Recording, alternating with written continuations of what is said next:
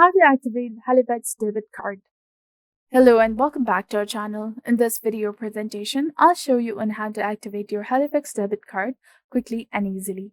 So in order to activate your Halifax card for online and in-store purchases, you can either visit their official website, that is halifax.co.uk, or use the mobile application. If you encounter issues with the app, you can complete the activation process online by visiting it and then navigating to the menu option. From here, you can choose the borrowing option, that is just below the bank accounts. And after that, click on the credit card option. Now scroll down and click on activate your card. Now again, scroll down and under the online form guide, click on activate your credit card.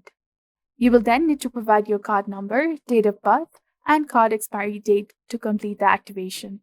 Please note that these instructions are specific to credit card issued by Halifax. Halifax debit cards are already activated by default.